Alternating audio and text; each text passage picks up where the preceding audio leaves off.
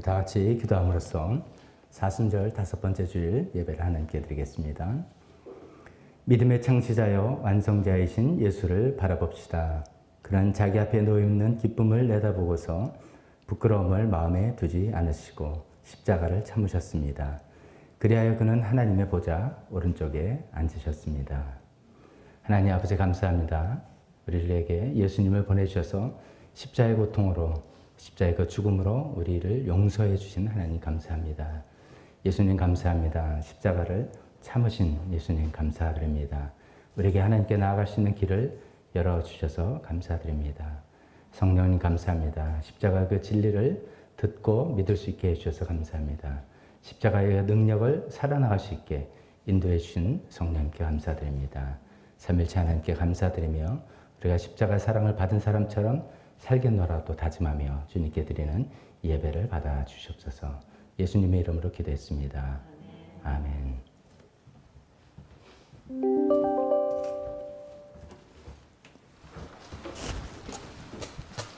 다 같이 일어서서 우리 지난주에 불러드렸던 찬송 십자가를 참으신 이 찬송으로 첫 곡으로 하나님께 찬양하겠습니다.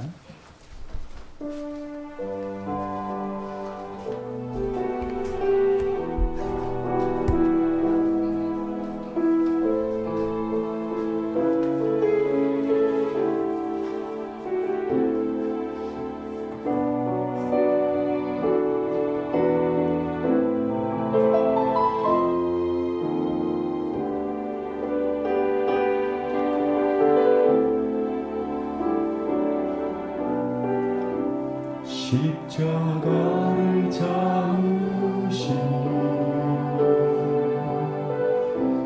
어린 양 예수 내 죄 씻어주시고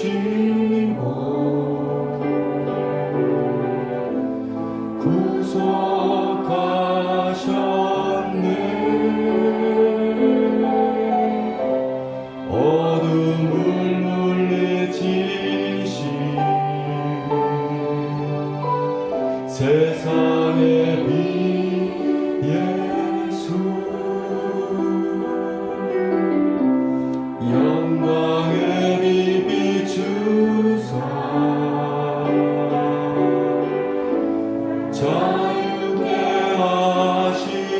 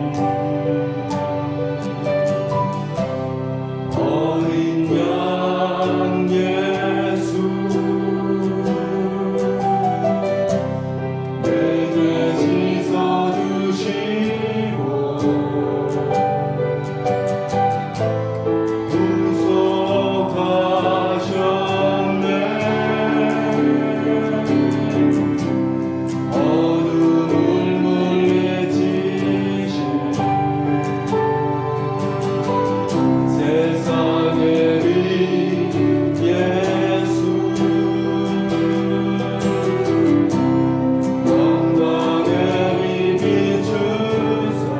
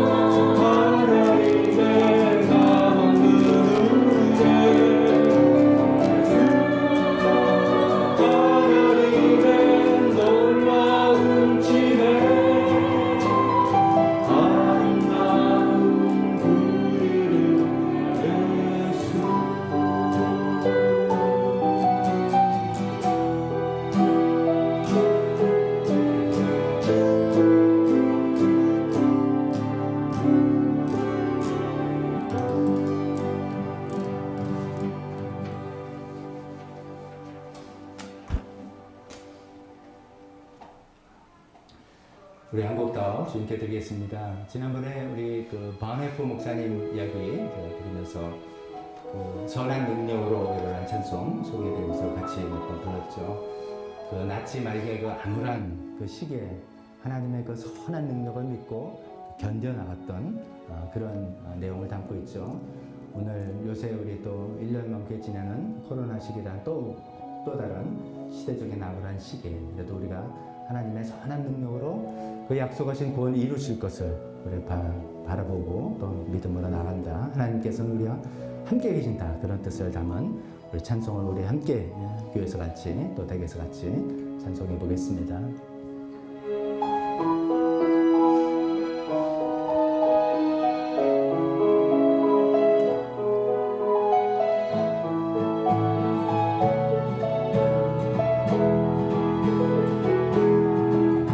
그 선한 힘에 이 감사여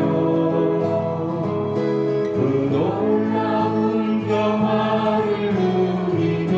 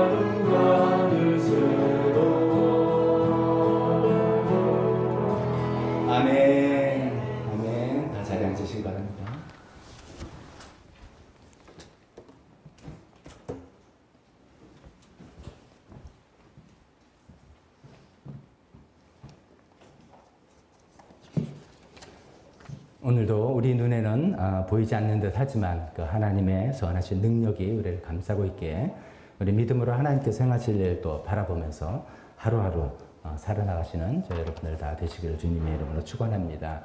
오늘 사순절 다섯째 주일을 맞이해서 교회 나와서 하나님께 예배드려 오신 모든 분들, 또 댁에서 온라인 예배드리는 모든 분들 주님의 이름으로 환영합니다.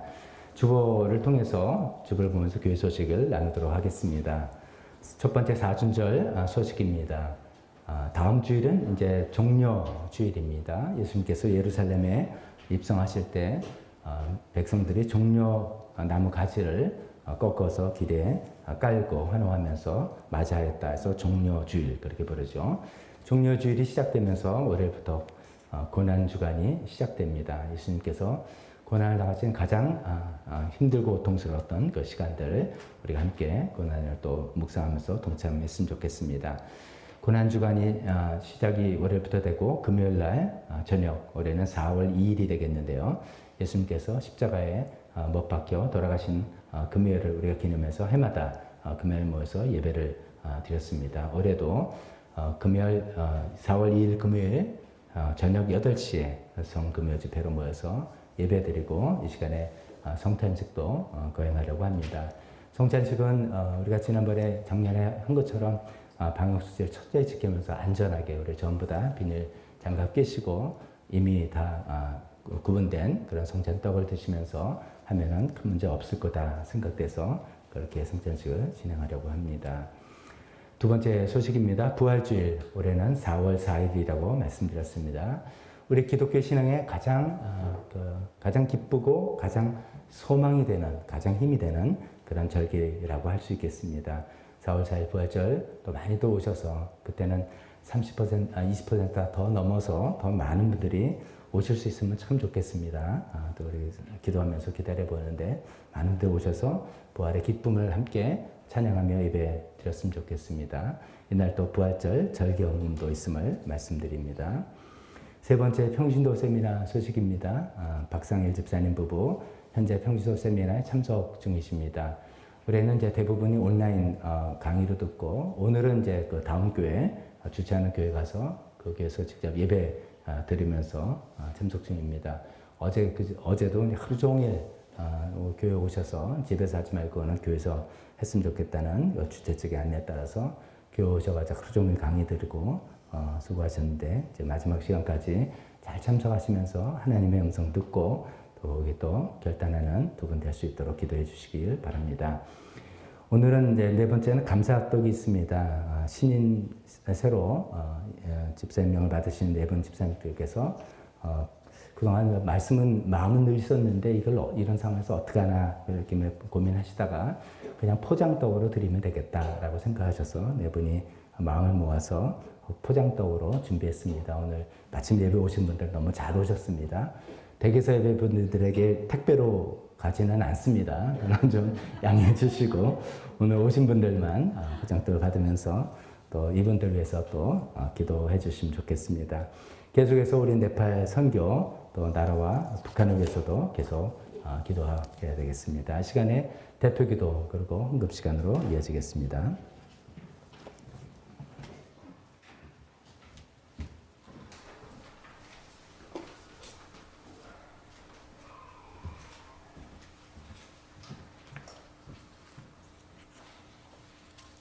다 함께 기도 드리시겠습니다.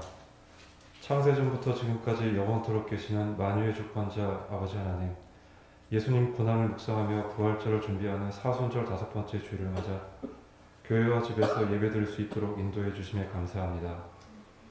코로나로 인해 지금은 비록 모든 성도가 함께 모여 예배드릴 수 없지만 주님께서는 모든 곳에 계시고 똑같이 함께 하시기에 오늘 예배드리는 모든 이가 주님의 보혈로 새 사람이 되며 아버지께서 알려주신 천국 하늘의 진리를 통해 이 땅의 속박으로부터 자유롭게 해주시옵소서. 작년 8월부터 계속되는 고린도전서 강의를 통해 당시 고린도 교회가 직면했던 신앙적 도덕적 문제들에 대한 사도 바울의 권면이 2000년이 지난 지금 저희들에게도 해당되는 실질적 지침임을 깨달았습니다. 2000년 전 갈리오 총독을 통해 고린도 교회와 사도 바울을 지켜 주신 것처럼 팬데믹 상황에서 우리를 보호해 주시는 분은 오직 하나님 한 분이며 세상의 기쁨과 슬픔, 만남과 이별, 성공과 실패 이 모든 것들이 하나님의 뜻과 사명, 계획 아래 있음을 고백합니다. 교회 내 인간 지도자가 사람의 죄로 인한 분열과 시기는 경계하고 성부, 성자, 성령의 이름으로 침례를 받아 예수님과 연합한 천국 시민이라는 높은 자존감으로 오직 하나님만 바라보며 예수 십자가 죽음을 전하는 순종과 섬김의 생활을 실천하게 하옵소서. 저희들의 몸은 하나님이 구하시는 성전이며 예수님의 피값을 지불하고 다시 사신 천하보다 귀한 하나님의 것임을 명심해서 저희가 가진 모든 것을 이웃을 사랑하고 섬기는 데 쓰일 수 있도록 결단하게 하여 주옵소서. 저희는 그리스도 안에서 왕이기도 하지만 때론 예수님 때문에 거짓 취급을 받아야 하기에 욕을 먹으면 축복하고 박해받으면 참으며 비난받으면 좋은 말로 응답할 수 있는 하나님의 온유와 지혜를 허락하여 주시옵소서.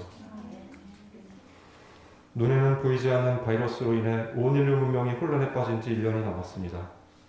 바이러스 확산을 위한 각국의 봉쇄 조치로 일상은 마비되었고 그동안 피땀 흘려 일궈온 사업과 일터는 위험에 처했으며 경제적 어려움으로 지푸러기 같은 믿음조차 찾기 버거운 이들이 주변에 많이 있습니다. 바이러스로 사망한 영혼을 불쌍히 여겨주시고 감염된 분들의 정신적 유체적 고통을 치유해 주시며 1년 넘게 방역과 치료에 헌신 중인 의료진들을 기억하여 주시옵소서. 약육 강식, 승자 독식으로 대변되는 죄로 물든 이 세상, 코로나까지 덮쳐 한 치 앞도 예측하기 힘든 이런 때일수록 세상 모든 것을 하나님께 맡겨드리고 끝까지 견디고 버텨낼 수 있는 강한 내면과 담대함을 주시옵소서. 이 나라와 북한을 위해 기도합니다. 이렇게 전 세계가 전염병의 공포로 휩싸인 가운데 한반도를 둘러싼 국제 정세 또한 복잡하게 돌아가고 있습니다. 이런 난세에 우리 나라 지도자들이 나라와 국민을 위해 화합하고 지혜를 모을 수 있도록 변화시켜 주시옵소서. 북한의 지하교회와 성도들이 기독교와 인권 탄압의 어려움 속에서도 천국 소망을 잃지 않도록 붙잡아 주시고 사선을 넘어 건너온 북한 학생들이 자유대한민국에 잘 적응해서 가까운 미래 통일대한민국을 위해 소중하게 쓰임받는 크리스찬으로 성장할 수 있도록 그리고 이러한 하늘 꿈 학교 사역을 위해 모든 것을 바쳐 헌신하는 김재원 한숙부와 그 가정을 축복하여 주시옵소서. 주일학교 사역을 위해 기도합니다. 한 인간으로 자아가 아직 정립되지 않은 아이들이 세상적 지식과 능력에만 매몰되지 않도록 꼭 붙잡아 주시고 세상 모든 권세 위에는 결국 하나님이 계시다는 것을 알게 해 주십시오. 이렇게 하나님의 자녀를 양육하는 데 모든 정성을 다하시는 김진경 목사님 부부와 주일학교 교사 한 분 한 분을 기억해 주시고 교회 전체가 주일학교 사역에 관심을 갖고 여러 가지 필요를 채워주시기를 간구합니다.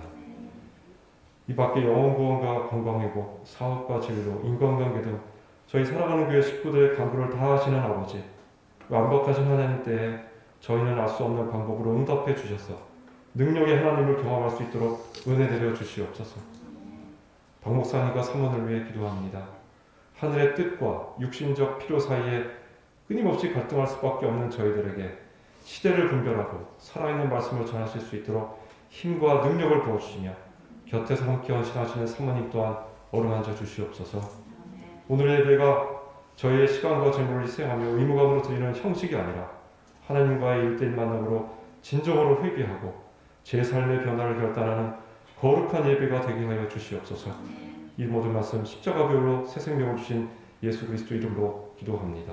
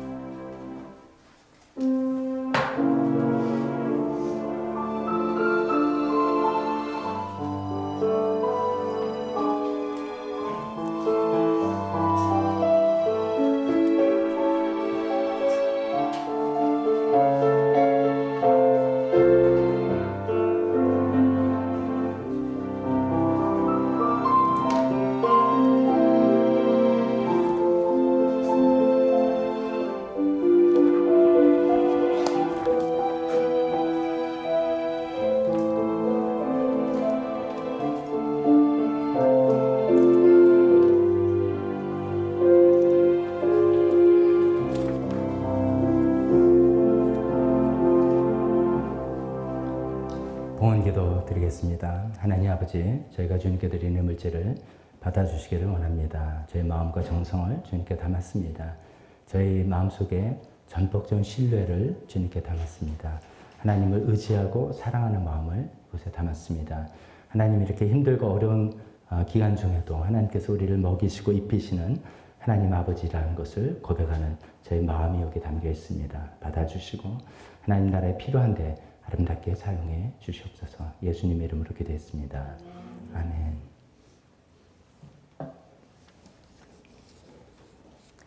설교 시간입니다. 우리 다 같이 일어서서 본문 말씀 같이 보겠습니다. 제가 또 대표로 읽도록 하겠습니다. 여러분 주보를 보시든지 화면을 보시든지 하시면 되겠습니다. 오늘은 본문을 고린도 강해가 아니라 좀 주제 설교를 해서 본문 세 구절을 택했습니다.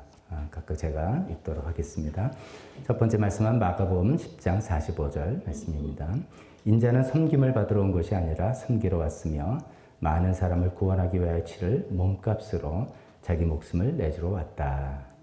두 번째 말씀은 로마서 3장 23절 24절 말씀입니다. 모든 사람이 죄를 범하였습니다. 그래서 사람은 하나님의 영광이 못 미치는 처지에 놓였습니다. 그러나 사람은 그리스도 예수 안에서 얻는 구원으로 말미암아 하나님의 은혜로 값없이 의롭다는 선고를 받습니다. 마지막 로마서 5장 10절 말씀. 우리가 하나님의 원수일 때에도 하나님의 아들의 죽으심으로 말미암아 하나님과 화해하게 되었다면 하면서 이어지는 말씀입니다. 잠깐 기도하겠습니다. 하나님 아버지, 오늘 이 세 말씀을 가지고 예수님께서 십자가에서 무엇을 이루셨는지 우리가 또 생각해 보려고 합니다. 하나님 또 특히나 사순절 또 고난주간을 맞이하면서 또 우리 평소에 십자가 우리 신앙의 가장 핵심이고 중심인데 과연 그 십자가로 예수님 것은 또 하나님께서는 무엇을 우리에게 이루시는 것인지 우리는 어떤 혜택과 특혜를 받는 것인지 또 자세히 살펴보려고 합니다. 하나님 깨달고 알수록 감사가 넘치게 하시고 그 말씀대로 살 수 있는 우리 삶의 변화를 허락하여 주시옵소서. 예수님의 이름으로 기도했습니다. 아멘. 자리에 앉으십시오.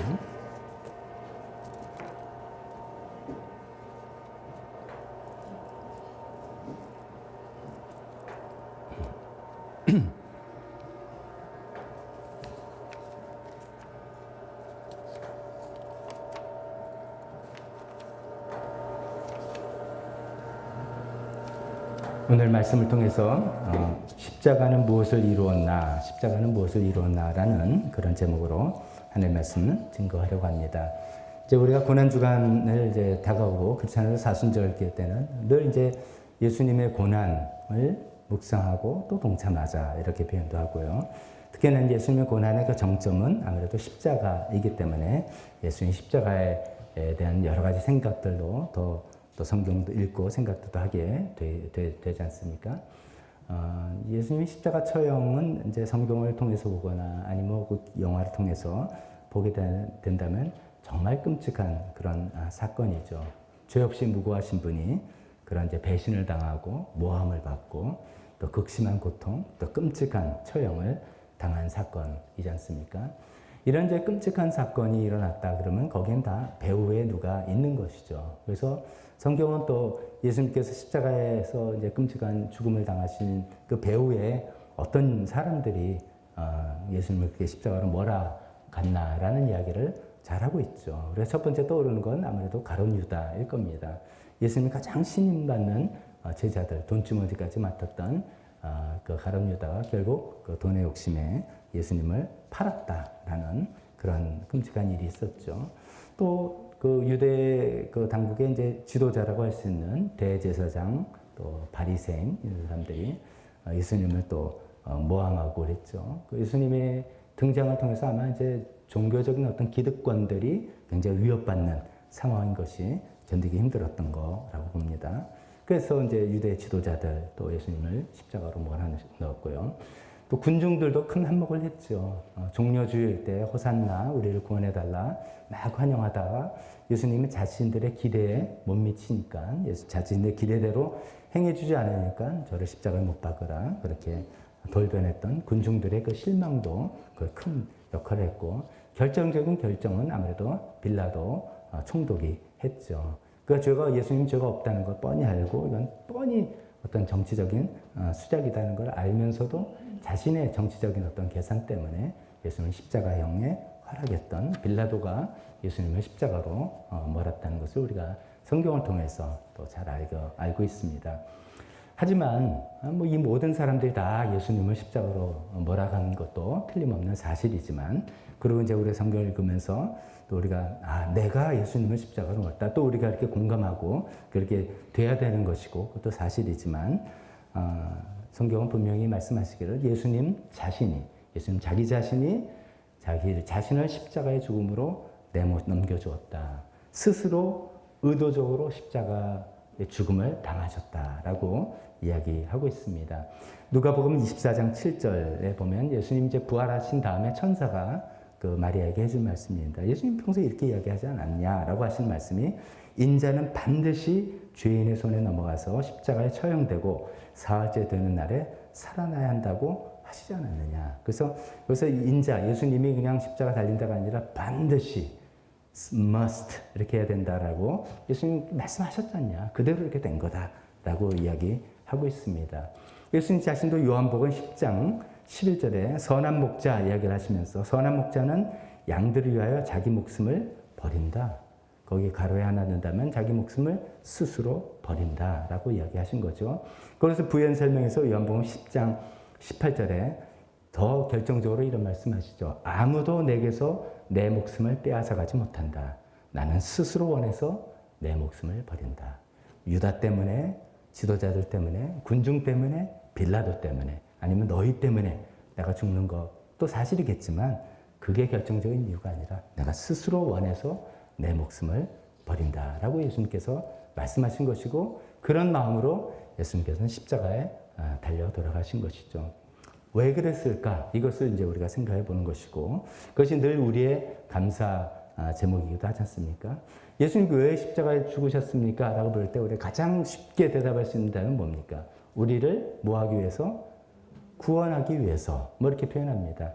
구원한다는 게 또 뭡니까? 그럼 또 이렇게 표현합니다. 우리의 죄를 용서하시기 위해서. 이렇게 표현합니다. 그래서 이제 이거를 우리가 포함해서 죄 용서를 위한 십자가의 죽음, 이렇게도 이제 많이 표현하죠. 그래서 이제 굉장한 여러 내용들을 이렇게 가장 압축해서 우리 죄를 용서하기 위해서 예수님께서 십자가에 죽으셨다, 이렇게 표현하고 늘 그걸 감사하고 그 은혜로 살아간다 하지만, 오늘은 이제 아무래도 사순절 기간이고 고난주간을 앞두고 있기 때문에 그 예수님의 십자가 죽음에 대해서 조금 더 풍부한 성경의 가르침, 조금 더 풍부한 우리가 누리게 된 그 은혜와 혜택을 좀 살펴보는 것이 좋지 않겠나 생각해서 이런 주제를 잡았습니다. 오늘 이제 사실은 제가 설교 준비하면서도 또 걱정은 이제 세 가지 포인트를 말씀드릴 건데, 이 하나하나 주제가 워낙 사실은 방대하고 얼마든지 많은 이야기를 해야 될 것인데, 그런 거를 좀 줄이고요. 그러니까 살은 많이 빼고,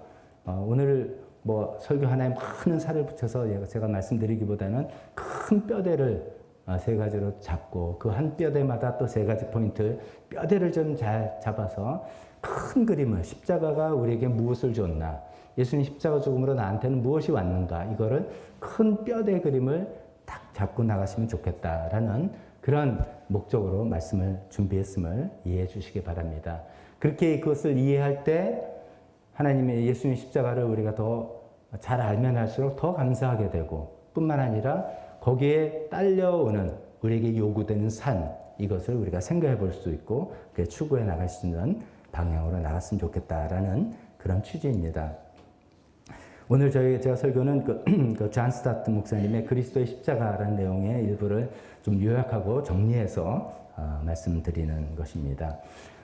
오늘 설교 제목이 십자가는 무엇을 이루었나? 십자가는 무엇을 이루었나? 우리를 구원하셨다, 구원을 이루었다, 죄 용서를 이뤘다, 이렇게 표현하지만 조금 더 디테일로 들어가 보자는 말씀이죠. 첫 번째로는 구속을 이루었다, 우리의 구속을 이루었다 표현합니다. 구속 하면은 이제 우리가 평소에 구속이라는 단어를 여러 가지 용어로 많이 쓰지 않습니까? 구속하면 제일 먼저 떠오르는 용어는 뭡니까? 누구 잡아가면 법정 구속, 구속한 자, 이런 것이고, 또 저는 야구 좋아하니까 투수가 요새 구속이 잘 나온다 안 나온다. 뭐 그것도 구속이고 나라 속박하지 마세요. 그것도 구속이고 너무 구속이라는 단어가 많이 쓰이고 사실은 우리가 신앙적으로 성경에 나온 구속이라는 의미를 잘 이해할까라는 그런 그 높아심도 있습니다. 구속이라는 것은 값을 치르고 사드리는, 값을 치르고 사드림. 성경에서는 이 구속이라는 단어를 비슷한 단어로 속량한다, 속량이죠. 속량한다. 혹은 대속한다, 대신 속한다. 뭐 이런 뜻이죠. 여기서 이제 속이란 뜻은 죄를 면하기 위해서 내는 돈이라는 뜻입니다. 그래서 속전, 요새 이제 구약 성경 읽으시니까 속전으로 얼마 낸다 이런 표현들 좀 익숙하게 들으셨을 것입니다. 많은 분들이 좋아하시는 찬송가 28장 복의 근원 강림하사 찬송하게 하소서. 복의 근원이신 예수님이 강림해서 우리에게 오신 그 은혜를 찬송하는 노래이지 않습니까? 거기에 구속하신 그 사랑을 항상 찬송합니다. 우리가 이제 이렇게 부르는데 이제 구속하신 그 사랑, 오늘도 예수 십자가를 참으시는데 구속하신 그 사랑 이렇게 표현하는데 그냥 우리는 그걸 그냥 구원 이렇게 생각하는 경우가 저 자신도 참 많은 것 같아요. 그냥 구원해 주셨나 보다, 그걸 얘기하나 보다 이렇게 생각하는데 구속이라는 단어를 표현을 쓸 때 갖고 있는 어떤 의미들이 있다는 것이죠. 구원이란 큰 그림 안에 구속이라는 의미가 무엇인지를 한번 좀 생각해 보자는 말씀입니다. 영어로는 redemption 이렇게 표현합니다. 그래서 구속한 사람을 redeemer 이렇게 표현하죠. 구속이라는 단어를 이야기하기 위해서는 노예 시장, 노예에 대해서 좀 알아야 됩니다. 로마 시대 성경 이제 1세기의 그 신약 성경은 1세기 로마 시대니까 1세기의 로마 제국은 노예가 많았습니다. 그 이제 학자들의 연구에 의하면 1세기 당시에 로마 제국, 그 이탈리아 반도만이 아니라 로마 전체 제국의 인구가 꽤 많았어요. 5,400만 명이래요. 그 우리나라 대한민국과 거의 비슷한 그 정도 5,400만 인구 중에 노예가 몇 퍼센트? 여러분 한번 짐작해 보세요. 70%, 좀 많이 쓰셨습니다. 노예가 3분의 1이래요. 노예가 3분의 1. 제가 알고 있는 지로는, 기록에 의하면. 그러니까 노예가 그 경제를 유지하는 거죠. 지금 들어보니까 70%가 맞을 것 같기도 하네요. 그러니까 노예가 엄청 많은데 어떤 사람이 노예가 됩니까? 어떤 큰 잘못을 저질러 중형 범죄자들. 그러니까 노예가 되는 거고. 또 배 타고 가는데 갑자기 해적이 달려들어가지고 납치당해가지고 노예로 팔리고.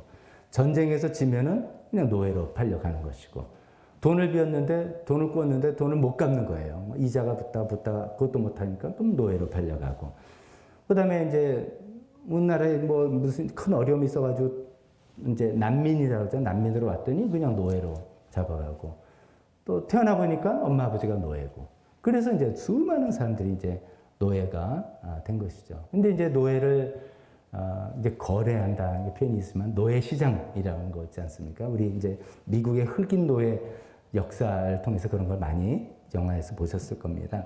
가보면 이제 노예들이 쭉 있는데 새로 이제 뭐 신선한 물건들이 왔더라 뭐 이렇게 표현을 하겠죠. 이번에 또 가서 그 유명한 해적이 한탕에 왔대. 그래서 가봅시다. 그래서 이제 가는 제 인권상 말도 안 되는 이야기지만 가보면 이제 노예들이 쭉 있는데 가격이 다 이제 다른 거예요. 보통 일반 노예는 500에서 1,500 데나리온. 그게 우리 식으로 하면 한 1년에서 4년 임금입니다. 그러니까 4년치 봉급 주고 이 사람 평생 쓰는 거죠. 뭐 그런 거고. 숙련공들은 더 비싸요. 포도원 숙련공이면 2,000 데나리온. 좀 더 비싸고. 노래를 아주 잘하는 이쁘장한 여자. 그러면 4,000 데나리온. 뭐 가격이 다 달라요. 그러니까 노예가 이렇게 좀 있으면 노예를 보고 뭐 흑인 그 이야기 보면 그 왜 이빨도 이렇게 보고 신체 조건 보고 기술 보고 말해서 사오는 거지 않습니까? 이제 그런 것을 이제 생각해야 되는 것이죠. 구속이란 단어를 생각할 때는 노예 시장을 생각해야 되는 겁니다. 저와 여러분들이 노예였다는 뜻입니다. 하나님께서 예수님의 십자가를 통해서 우리를 구속하셨다. 구속하신 그 은혜를 찬송합니다. 라고 우리가 할 때는 그 밑에 뭐가 있냐면 구속당하기 전에는 우리는 죄와 마귀의 노예였었습니다. 그래서 노예 시장에 이렇게 나와 있는 그런 존재였습니다. 라는 것이죠. 죄와 마귀의 노예였다. 내가 예수님 믿기 전에 죄와 마귀의 노예였다.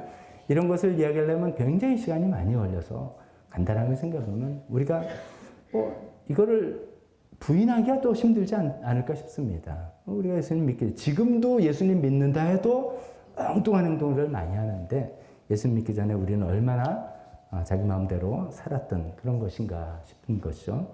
그런 노예였다는 것이 전제 조건이죠.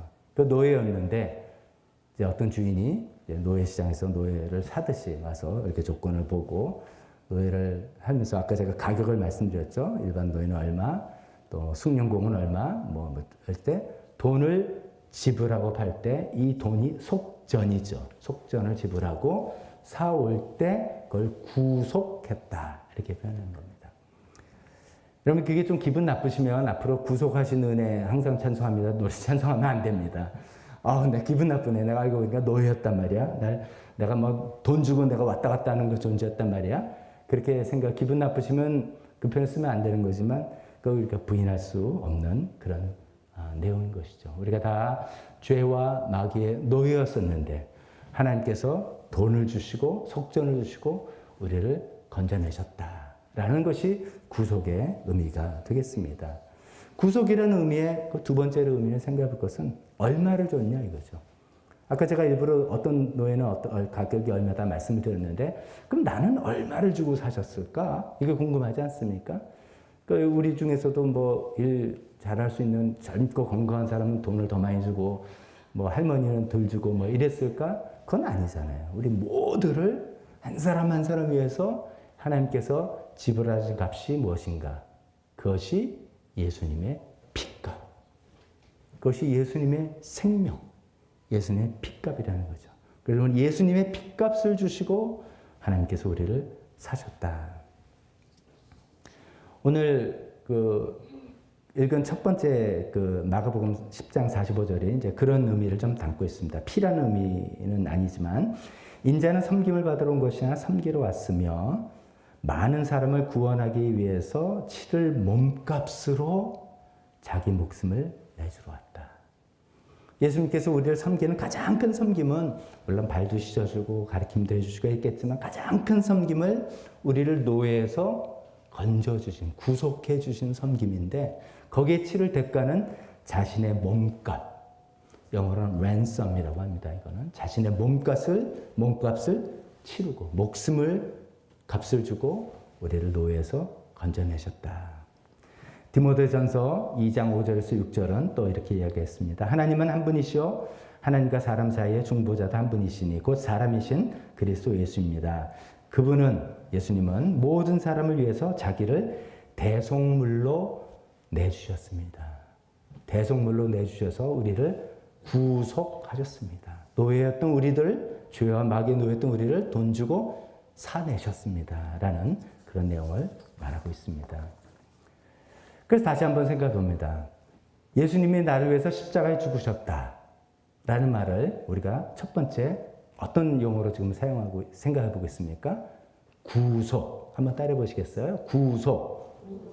그것은 나를 속박하고 구속한다는 것이 아니라, 날 잡아간다는 구속이 아니라, 나를 돈 주고, 노예인 나를 돈 주고 사주셨다라는 뜻이죠. 빚값을 치르시고, 죄와 마귀의 노예인 나를 사주셨다라는 내용이 구속이라는 의미입니다. 그것을 위해서 십자가에 스스로 걸어가셨다는 이야기입니다. 구속의 내용에 세 번째 이야기가 있습니다. 구속에는 첫 번째 우리가 노예였다. 두 번째는 예수님 핏값으로 우리를 사셨다. 세 번째는 노예를 샀으니까 이제 그동안 노예 생활하고 고생했어. 애썼어. 이제는 자유를 마음껏 누리게. 자유야! 자꾸 이렇게 보내는 그런 장면이 아니라는 거죠. 왜냐하면 그렇게 되면 또 어떤 일이 생기냐면 또 노예로 팔려오는 거예요. 또 어디서 나가서 잡다가 또 해적이 들어서 또 나를 또 노예로 팔고 아니면 전쟁에 져가지고 노예되고 또 노예가 되는 거죠. 그러니까 나 혼자는 자유로 살 수가 없는 그런 것이죠. 그리고 사실상 노예 시장에서 돈 주고 어떤 사람이 노예를 살 때 돈 주고 사가지고 당신 마음대로 사시오. 이런 사람은 없잖아요. 주로 자기가 노예를 쓰려고 하는 것이죠. 근데 이제 우리를 새로 사신 이 주인 하나님은 폭군이 아니라 마귀 같은 폭군이 아니라 좋으신 주인이에요. 너무 좋은 주인이에요. 나중에 알고 보니까 우리 아버지가 되신 거예요. 그런 너무 좋은 주인이라는 것이죠. 그래서 구속의 의미에서 세 번째로 우리가 생각할 것은 이제는 주인이 바뀌었다. 하나님께서 나를, 예수님께서 십자가 나를 구속하셨습니다만, 땡큐가 끝나는 게 아니라 주인이 바뀌었다. 예전엔 죄가 주인이고 마귀가 주인이고 거기 조종당해서 나 자신이 주인이었다면 이제는 하나님이 나의 새 주인이다. 라는 그런 내용이 이 구속이라는 내용의 마지막까지 들어가는 내용입니다. 고린도전서 6장 20절에 이렇게 이야기한 걸 우리가 이미 그 전에 살펴봤죠. 여러분은 하나님께서 값을 치르고 사들인 사람입니다. 이게 구속이라는 뜻입니다. 값을 치르고 사들였다. 그러므로 그 결과로 여러분의 몸을 몸으로 하나님을 영화롭게 하십시오. 그래서 흔히 죄의 종이 아니라 의의 종이 되어라. 의의 병거가 되어라. 병기가 되어라. 이런 표현들 나오는 내용이 되겠습니다.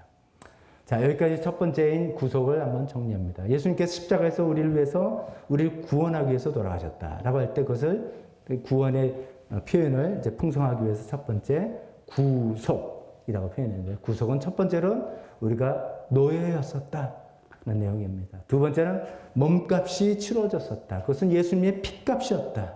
그래서 우리가 십자가 피해를 감사드리고 그것을 보혈, 보배로운 피 이렇게 표현도 하지 않습니까? 세 번째는 그 다음에 우린 주인이 바뀌었다. 구속됐으니까 구속에서 해방이다가 아니라 하나님이 나의 새 주인이고 하나님을 위해서 사는 사람이 되었다라는 것이 예수님께서 나를 구속하셨습니다. 그 은혜를 항상 찬송합니다. 라고 하는 그 내용이라는 것을 잘 아시면서 우리가도 예수님의 구원을 감사드렸으면 좋겠습니다. 두 번째, 십자가는 무엇을 이루었나? 두 번째는 칭의. 한번 따라해 보시겠습니까? 칭의. 이것이 이제 우리가 성경에도 써 있는 게 아니라 신학적인 위에는 잘 안 쓰는 용어인데요. 의롭다고 칭하다. 의롭다고 여겨주다. 이런 것이죠. 영어로는 justification 이렇게 표현하죠. 그래서 십자가의 구원은 단지 값을 치르고 우리를 사오는데 그치는 것이 아니라 우리의 신분을 바꿔주는 것이죠. 죄수라는 신분에서 의인이라는 신분으로 신분을 바꿔주는 그런 더 발전된 개념이라고 볼 수가 있겠죠. 그런데 이제 이거 사실 궁금한 게 이게 일반적인 이치론자는 말이 잘 안 됩니다. 죄를 졌어요. 죄인이에요. 근데 어떻게 그냥 어렵다고 해줄게. 어떻게 그냥 하냐 이거죠. 그렇게 된다면 정의가 무너지지 않느냐 이렇게 생각할 수 있는데 그것이 가능한 이유를 하나님께서는 구약시대 제사 제도를 통해서 계속 암시하면서 보여주셨습니다. 이것은 제가 이제 말씀에서 한 그 동영상에도 그 부분을 잠깐 말씀드렸는데요. 구약에서 제사를 지낼 때 특히 속죄제, 죄를 속함받는 제사를 지낼 때 내가 잘못했구나 잘못했으면 내가 양이나 염소, 동물 가지고 와서 이렇게 해주세요 라고 바치는 게 아니라고 말씀드렸잖아요. 자기가 찔림받은 자기가 제사자라는 사람이 동물을 잘 택해서 흠 없는 놈으로 잘 택해서 들고 와서 죽이기 전에 뭐 한다고요? 안수. 죽이기 전에 안수한다. 안수하는 의미는 나의 죄를 이 동물에게 전가한다는 거예요. 전가하고. 나의 죄를 동물에게 전가하는 끝나는 것이 아니라 흠 없는 그 동물의 흠 없음이 나이가 전가되고. 하나님 좀 되게 비싼 까다로웠어. 그게 아니라 흠 없는 짐승이야지만 그 흠 없는 그 의가 나한테 오는 것이죠. 그런 의미가 있는 거죠. 그래서 그 안수라는 과정을 통해서 나의 죄는 동물에게로 넘어가고 동물의 그 흠 없음은 나에게로 넘어오고 이렇게 하나님께서 오래전에 알려주신 거잖아요.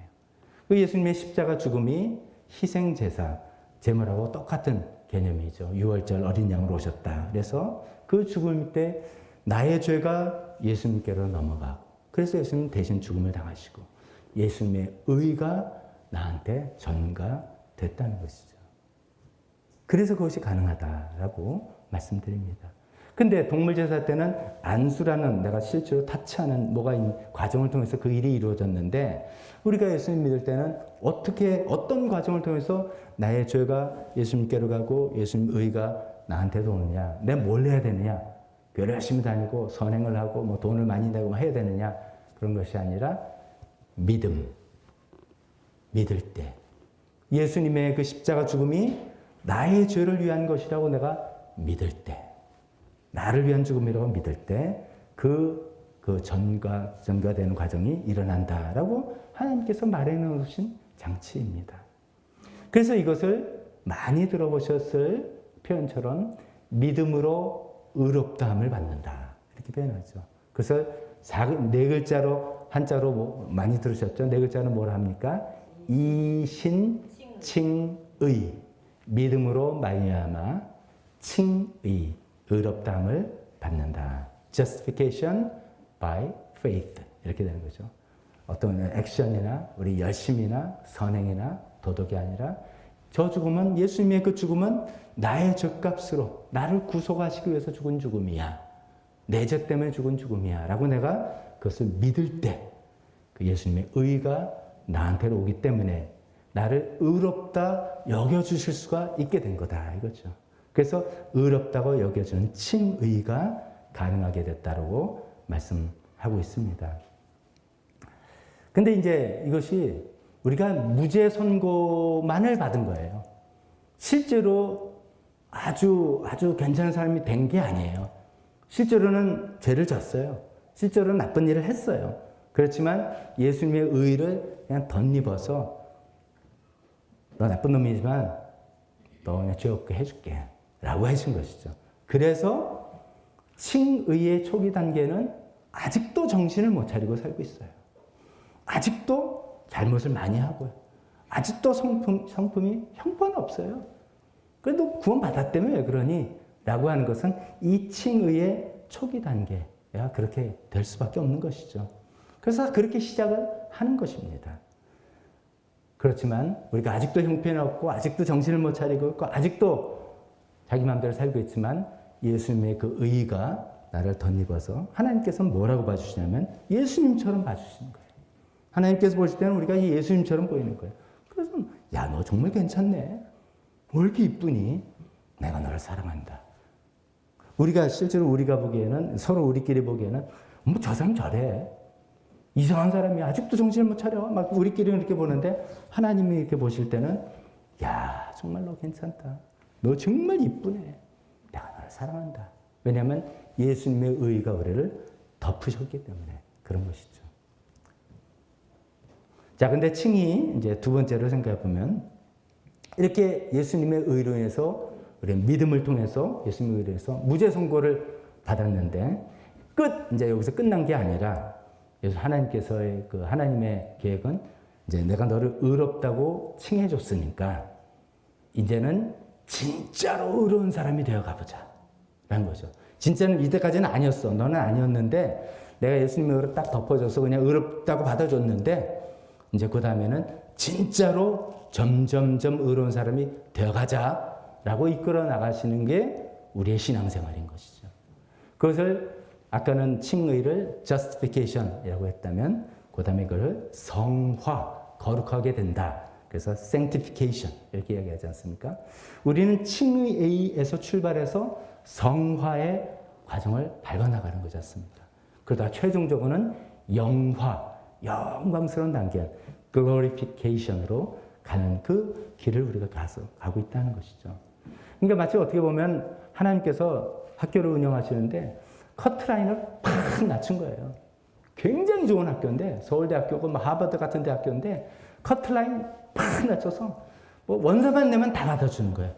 아유, 얼마나 좋겠습니까? 서울대 원서만 내면 다 받아준다.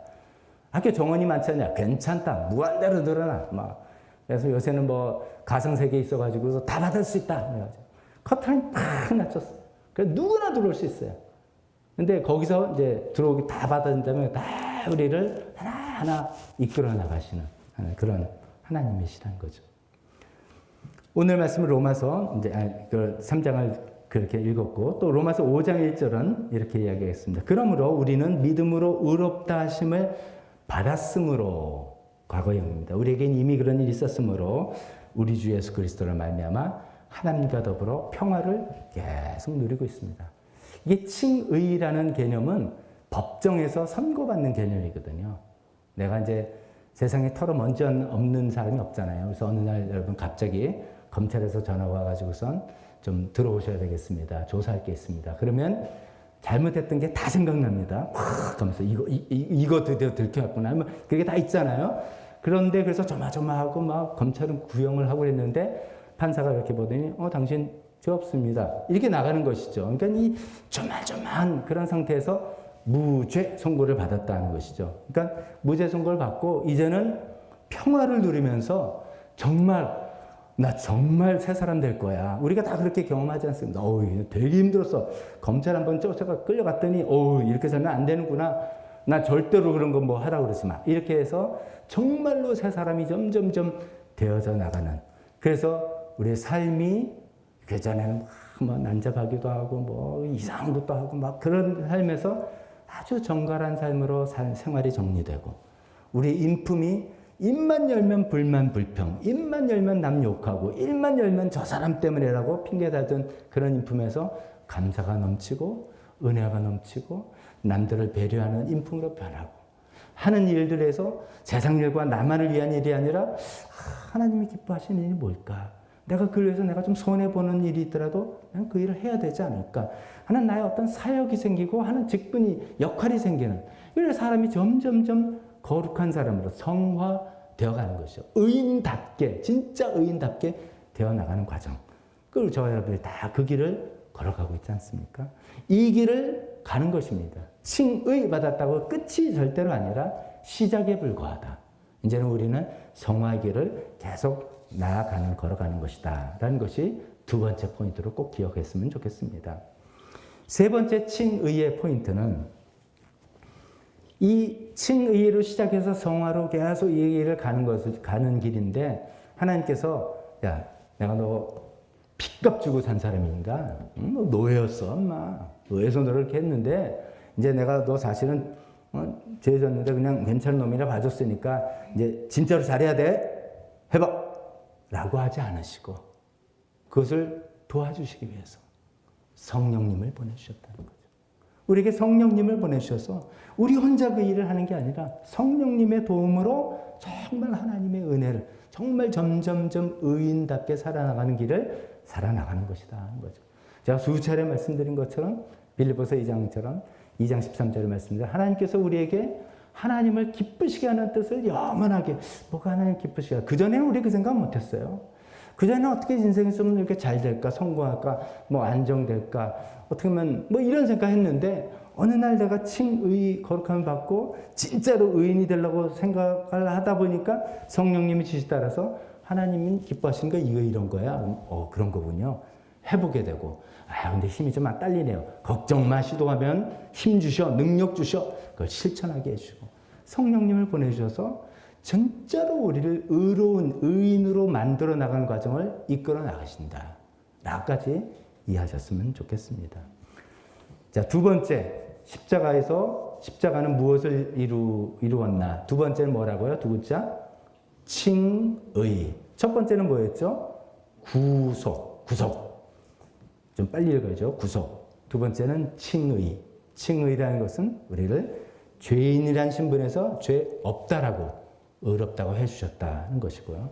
두 번째는 거기서 끝나는 게 아니라 진짜로 의인이 점점 되어가는 것이 성화의 과정이 반드시 따라와야 된다는 것이었고요. 세 번째는 그것을 너 혼자 하는 게 아니라 성령님의 도우심을 받고 해나가는 것이다 라는 그런 말씀까지 세 가지를 기억하시면 좋겠습니다. 십자가는 무엇을 이루었나? 마지막 세 번째입니다. 마지막 세 번째는 화해하다. 화해. 영어로는 reconciliation, reconcile하다, 화해하다라는 것이죠.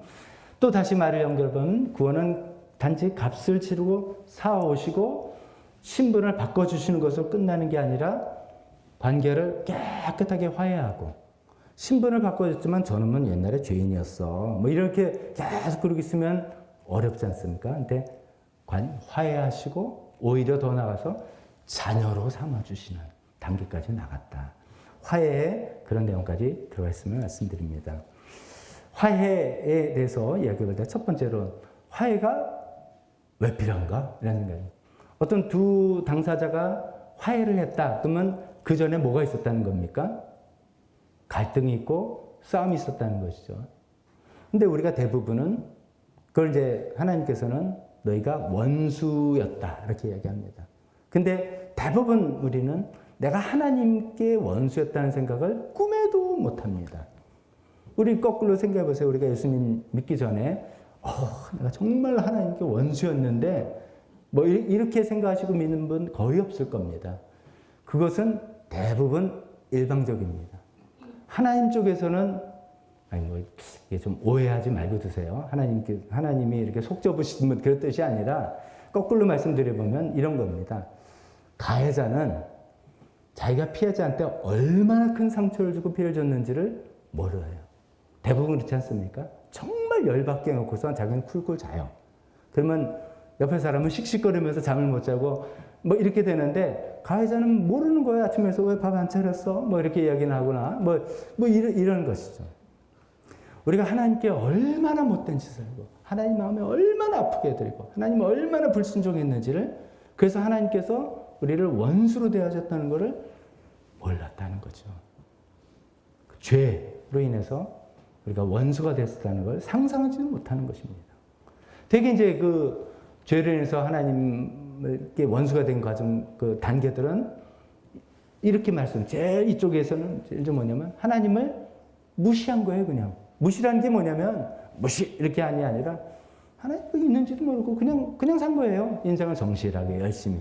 근데 하나님, 그거는 의지가 박약한 사람들이 그냥 하는 거고, 좀 이렇게 머리가 나쁜 사람들이 그냥 뭐라도 믿고 잡으려고 하는 거니까, 열심히 사세요. 하고 자기 혼자 살았다. 하나님 완전 무시하고 사는. 하나님 여기 분명히 계시는데, 사실을 완전히 무시하는 거, 얼마나 모욕이고, 얼마나 상처가 되겠습니까? 하나님 무시하고 사는 사람이 있고요. 또 하나님을 오해하고 사는 사람도 있습니다. 하나님은 굉장히 잔인하신 분이야. 하나님은 불공평해. 하나님 무능력해. 등등 하나님이란 존재를 인식을 하지만 하나님에 대해서 굉장히 오해하고 어떤 발언을 하고 그런 생각을 가지고 사는 것도 하나님 입장에서는 굉장히 이게 좀 안 좋은 거죠. 또 다른 게 거기서 좀 적극적으로 나간다면 하나님을 거역하고 불순종하고 하나님께서 우리에게 양심에게 어떤 이야기를 해주시고 어떤 성경도 읽어서 이건 이렇게 해야 되는 걸 알지만 싫으니까 귀찮으니까 손해볼 것 같으니까 거역하고 불순종하는 그런 것도 있고요. 또 더 나가면 반박하는 것이죠. 공격하기도 하고 핍박하기도 하고 욕하기도 하고 이렇게 무시하는 사람도 있고 오해를 하는 사람도 있고 거역하는 사람도 있고 핍박하는 사람도 있고 여러 모양으로 우리가 이 죄라는 내용의 여러 가지 죄의 모양으로 하나님 마음을 너무너무 아프게 해드리고 하나님 너무나 우리가 공격했다는 것이죠. 그래서 우리는 그렇게 못 느꼈는지 모르지만 하나님 입장에서는 원수예요. 우리가 원수였어요. 그런데 하나님께서 예수님의 십자가를 통해서 그 원수 관계가 된 그 죄의 문제를 해결하시고 화해의 손길을 내셨다는 거죠. 안 되겠다. 화해하자. 하나님께서 손길을 내주셨다는 그런 말씀입니다. 로마서 5장 10절 오늘 본문이었던 10절에 우리가 하나님의 원수일 때에도 하나님의 아들의 죽으심으로 말미암아 하나님과 화해하게 되었다면 그 다음에 이제 이야기했지만 여기까지 한번 잘라보세요. 우리가 원수일 때 하나님의 아들의 죽으심을 통해서 내가 너와 화해하자. 하나님이 손을 내미시기 전에는 화해가 안 되는 그런 것이죠. 하나님께서 십자가를 통해서 우리에게 화해, reconciliation을 주셨다는 것입니다. 근데 두 번째로 이 화해로 그냥 끝나고 그냥 없던 걸로 다 털자. 알아서 각자 잘 살자. 라고 해서 끝나는 것이 아니라 화해는 그 다음에 우리를 자녀 삼으시는 걸로 연결이 되는 것입니다. 로마서 8장 15절에 여러분은 또다시 두려움에 빠뜨리는 종살이의 영을 받은 것이 아니라 자녀로 삼으시는 영을 받았습니다. 그래서 우리는 그 영으로 하나님을 뭐라고 부릅니까? 아빠, 아버지라고 부릅니다. 관계가 서먹서먹, 원수 관계에서 그냥 서먹서먹한 게 아니라 가족으로 맞아들이고 우리를 자녀로 삼아주시는 자리까지 하나님께서 이끌어 주셨다는 것이죠. 그것이 화해의 두 번째 포인트가 되겠습니다. 이 화해의 두 번째 포인트를 우리가 이제 너무 감사하게도 우리 한국 기독교 역사에서 실천한 분이 있으시죠. 손양원 목사님이시죠. 사랑의 원자탄. 1948년도 여순 사건 때 자기 장남, 차남 두 아들을 잃었어요. 어떤 이제 폭도죠. 그 폭도가 이제 저희 두 아들을 죽였습니다. 막 분해서 대부분 사람들은 그러면 정의롭게 심판받게 해주십시오. 이렇게 생각할 텐데 손 목사님이 너무나 슬픈 가운데 기도하면서 예수님의 사랑이 생각나서 그 범인을 마음으로 용서하고 마음으로 용서하는 것도 대단한데 그 범인을 구명운동을 했습니다. 그 사람을 풀어달라. 막 구명운동을 해서 결국 그 범인이 석방이 됐어요. 그것까지도 대단한데 그게 이제 화해죠. 원수에서 화해를 한 건데 대단한데 화해는 거기서 끝나는 게 아니라 양자로 삼는 데까지 간 것처럼 손양 목사님은 그 범인을 진짜 자기 양자로 삼으신 거잖아요. 그때 이제 그 손양 목사님의 딸 손동희 권사님 그렇게 불러야 되는 그분이 책을 써서 그 얘기를 알게 됐는데 뭐 딸 얼마나 반대했겠지만 아빠 안 돼. 오빠들을 죽인 그 용서한 걸로 끝났지. 그것도 된다는데 왜 우리 양자로 삼으시냐고 그건 난 반대라고 막 사실 그렇지 않겠습니까? 근데 손양 목사님의 생각은 하나님의 사랑이 그런 거다. 하나님의 십자가를 통해서 우리에게 화해를 주셨고 원수인 우리가 화해하시고 거기서 끝난 게 아니라 우리를 자녀 삼으셨다. 라는 그 생각 깨달음에 그것을 실천하신 것이죠. 하나님의 십자가가 그런 것입니다. 예수님 십자가가 그런 것이죠. 우리를 화해로 끝난 게 아니라 관계만 좋은 게 아니라 우리를 자녀로 삼아 주셨다는 것입니다. 그게 두 번째 포인트고요. 화해의 이제 마지막 세 번째 포인트는 화해는 우리에게 자녀 삼아 주시면서 또 알아서 살아라가 아니라 우리에게 새로운 사명을 주셨습니다. 어떤 사명이냐면 화해의 사명. 이 화해 메시지를 모든 사람에게 전해라 라는 사명을 주셨습니다. 고린도후서 5장 18절에 하나님께서는 그리스도를 내세우셔서 예수님을 앞세우셔서 예수님 십자가를 통해서 이런 뜻이죠. 우리를 자기와 화해하게 하시고 거기서 끝난 게 아니라 또 우리에게 화해의 직분을 맡겨주셨습니다. 화해의 사명을 주셨습니다. 네가 이제 예수님을 통해서 십자가를 통해서 나와 화해하게 됐으니 이제 네가 모든 사람에게 이 예수님을 통해서 나와 화해할 수 있는 그 다리 역할을 해라 라고 화해의 직분을 맡겨주셨다고 합니다. 찬송가 508장 우리가 지금은 나그네 되어도 화려한 천국에 머지않아 가리니 그 찬송 잘 아시죠? 그 3절에 이렇게 되어 있습니다. 영생의 복락과 천국의 갈 길을 만 백성 알도록 나가서 전하세. 주 예수 말씀이 뭐라고 말씀하시냐면 이 복음 전하라 우리에게 그렇게 부탁하셨다 하면서 후렴에 주 내게 부탁하신 일 천사도 흠모하겠네. 화목케 하라신 구주의 말씀을 화목케 하라는 구주의 말씀을 화해합시다. 하나님과 화해하십시오. 그러니까 보통 우리를 예수님 믿고 구원받으세요 이렇게 표현하지만 그 안에 담긴 건 하나님과 당신도 화해하십시오. 하나님께서 먼저 화해의 손길을 내주시고 화하시는 것뿐만 아니라 우리를 자녀 삼아주시는 이 놀라우신 하나님의 은혜를 받아들이시고 하나님께 화해하십시오 라고 하는 화목케 하라는 구제의 말씀을 온 세상 널리 전하세. 이렇게 찬송하고 있지 않습니까? 이제 우리의 화해의 직분을 주셔서 우리가 보통 달리 표현하기는 영혼 구원의 사명을 우리에게 주셨다라고 이야기하지 않습니까? 세 번째로 십자가는 무엇을 이루었나? 우리에게 화해를 이루었다. 하나님이 원수이신 우리와 화해하셨다. 두 번째 화해한 우리를 자녀로까지 삼아주셨다. 그리고 세 번째 화해의 직분, 화해의 사명까지 주셨다. 이거 말고도 너무 많이 있지만 십자가는 너무나 풍부한 내용이 있지만 너무 많으면 너무 복잡하니까 이 세 가지만 정리해서 말씀드려보겠습니다. 여러분 마음속에 기억이 나시면 좋겠습니다. 십자가는 무엇을 이루나? 첫 번째 뭐라고요? 구속. 두 번째는 칭의. 세 번째는 화해. 이런 것입니다. 그러면 마지막으로 잠깐 한 번만 제가 질문만 던지면서 여러분 생각해보세요. 하나님께서 나를 십자가를 통해서 구속해 주셨다. 내가 노예였는, 죄와 마귀의 노예였는데 나를 예수님의 피값이라는 엄청난 가격으로 나를 사주셨다. 그것이 이제 앞으로 잘 살아라가 아니라 이제 하나님이 나의 새 주인이시다. 이런 뜻이죠. 그럼 난 정말 내 삶이 예수님 믿고 난 다음에, 구원받고 난 다음에 내가 하나님을 위해서 사는, 하나님이 나의 주인인 하나님의 종으로서 내가 살아가고 있는가. 내 인생의 목표, 내 인생의 방향, 내가 하는 일들. 이 뜻은 다 때려치고 교회에서 목회하자는 뜻 아닙니다. 우리 일상생활에서 어떤 똑같은 충실한 역할을 하면서 그러나 그 일을 하는 궁극적인 이유를 따져보니까 하나님을 영광하고 하나님을 드러내는 일을 하기 위해서 난 그런 생각으로 이 일을 하고 있는 내 주인이 하나님을 바뀌었다라고 나는 정말 생각하느냐? 하나님을 용서해 주셔서 감사합니다. 땡큐. 그래서 끝나는 거냐? 그렇다면 이 구속은 빛바라는 구속입니다. 정말 하나님이 나의 새 주인이셔서 나는 의의 종답게 살아가고 있는지 오늘도 성령님께서 여러분께 마음속에 질문 던질 것입니다.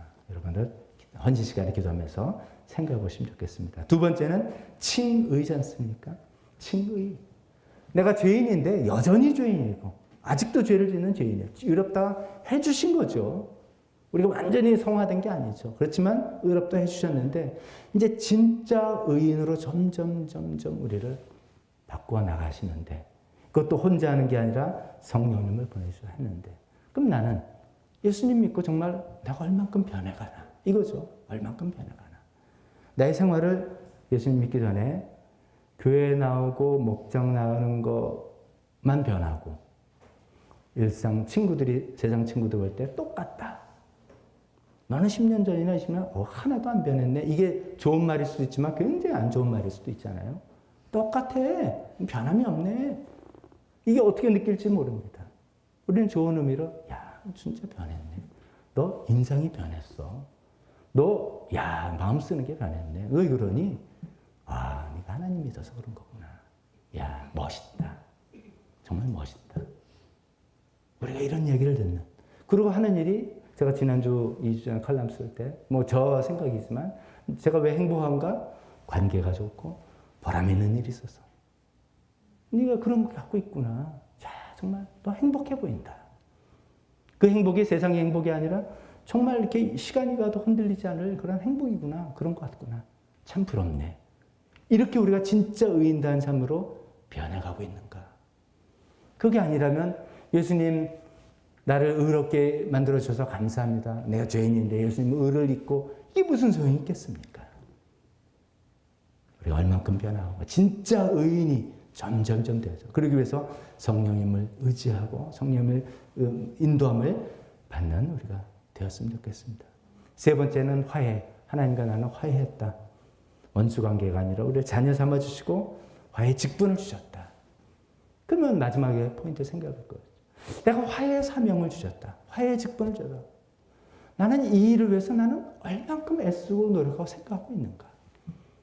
뭐 이렇게 어떤 때는 뭐 이렇게 너무 생경한 표현이지만 나로 인해서 몇 명이나 예수님을 믿다. 뭐 이렇게 생각할 수 있지만 그 표현은 좀 어불성설이기도 해요. 왜냐하면 우리가 한 사람이 예수님 믿는다는 건 한 사람이 그냥 혼자 일을 하는 게 아니라 여러 사람 기도하고 또 섬기고 하는 것에 공동작업이기 때문에 그렇게 말할 수는 없습니다. 많은. 그러나 개인으로 나는 정말 내가 예수님께서 나를 화해시켜 주셨고 화해의 역할을 주셨는데 나는 얼마나 그 역할을 감당해서 예수님과 화해하세요.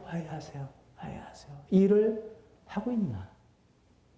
나를 통해서 내가 몇 명이나 화해시켰나. 몇 명이나 화해시키려고 애를 쓰고 있나. 이것이 아니라면 예수님 십자가 고통을 당하시고 고난자에서 감사합니다. 하지만 실제로 예수님께서 우리에게 기대하시고 바라시는 그런 일들이 일어나지 않는다면 그래서 굉장히 감상적이고 감동적인 일로 끝나지 않겠는가 생각해 봅니다. 십자가는 우리에게 구속을 주셨습니다. 십자가는 우리에게 칭의를 주셨습니다. 십자가는 우리에게 화해를 주셨습니다. 거기에 따라 요구되는 우리의 삶의 모습들 그 일들로 우리가 다 해나가기로 이 시간 다시 한번 결단하고 하나님 도움을 구하시는 이 시간 되었으면 좋겠습니다. 우리 반주해 주실 때 잠깐 헌신 시간 갖도록 하겠습니다. 하나님 아버지 그렇습니다. 십자가로 인해서 노예였어. 정말 노예였던 저를 구속해주시고 예수님의 핏값을 목숨을 내시고 살아주시고 주님은 정말 하나님의 노예입니다. 주님은 말씀이 하나님 저 자신을 위해 사는 삶 나의 주인 되시는 하나님을 기쁘시게 해드리는 목적입니다. 주님 그것을 이루는 방법은 우리가 생활에서 가정에서 직장에서 여러 가지 일들을 해나가자. 우리 궁극적인 목적은 여러 가지 그것을 믿지 않게 도와주시옵소서. 하나님 의롭다 해주시고 여전히 더럽고 여전히 추하고 의롭다 여겨주셨습니다. 예수님의 십자가 피로 우리를 덧입혀 주셨습니다. 오 주님 그 덧입을 받았사오니 진짜로 의로운 사람 진짜로 의로운 사람 점점 되어갔습니다. 그리고 해서 성령을 의지하고 살아갔습니다. 오 하나님 아버지 하여 주셨습니다. 몰랐습니다. 우리가 하나님과 원수였는지 몰랐습니다. 하나님 원수였는데 예수님 앞에서 하나님 손길을 주시고 자녀까지 살려주시고 새로운 자녀까지 주시고 하나님 아버지 그 감당하게 주시옵소서. 하나님 아버지 예수님 십자가를 통해서 우리에게 구속을 주시고 칭의를 주시고 화해를 주신 하나님께 감사드립니다. 하나님 아버지 그 각자의 놀라운 은혜 가운데 저 우리에게 요구되는 삶의 모습들까지도 우리가 생각해 봤습니다. 하나님 우리가 노예였는데 이제는 하나님의 노예 정말 그런 하나님의 종인 사람이 되기를 다시 한번 결단합니다. 우리 삶에 우리에게 주어진 여건 가정과 직장과 교회와 여러 일들을 다 다양한 일도 하지만 궁극적인 목적은 나의 주인 되신 하나님을 기쁘시게 해드리는 그런 노예가 되기를 다시 한번 결단합니다. 하나님 여전히 추하고 더러운 죄 여전히 주님 하나님 보시기에는 정말 불가능한 그런 죄인이지만 우리를 의롭다 칭해 주신 하나님 이제는 진짜 의인이 되기를 다시 한번 결단합니다. 성령님께 정말 도움을 구하고 정말 점점점 나 마음의 생각과 삶의 모습과 인생의 방향과 목적이 뚜렷해져서 하나님 의인다운 삶을 점점점 살아나고 변화되는 그런 삶이 되기를 다시 한번 결단하오니 주님 도와주시옵소서. 하나님 우리가 원수였는지 몰랐습니다. 하나님 우리가 그냥 죄인인 줄 알았지 원수였는지는 몰랐습니다. 저 원수된 우리를 예수님 앞에서 화해 손길을 넣어주시고 자녀를 삼아주시고 이제는 화해 직분을 우리에게 맡겨주셨습니다. 주님 그 역할을 어떤 모양이라든지 어떻게 해서든지 해나가겠다고 하고 싶다고 주님 소원하는 마음 우리에게 주셨사오니 주님 또 이렇게 노력하고 있는 저의 모습들 주님 열매로 이루어 주셨기를 또 간절히 기도합니다. 주님 이렇게 오늘 십자가 우리에게 무엇을 주었는지를 간략하게 생각해 볼 때 하나님 너무나 은혜 감사드리고 주님 그 은혜 받은 사람 은혜 받은 삶의 모습처럼 은혜 받은 사람처럼 살 수 있는 삶의 모습으로 이끌어 주시옵소서. 지금은 우리 주 예수 그리스도의 은혜와 하나님의 사랑하심과 성령님의 교통하심이 십자가의 은혜를 받은 그 은혜대로 살겠노라고 결단하는 여기 있는 모든 분들 머리 위에 지금부터 영원토록 함께 있을지어다.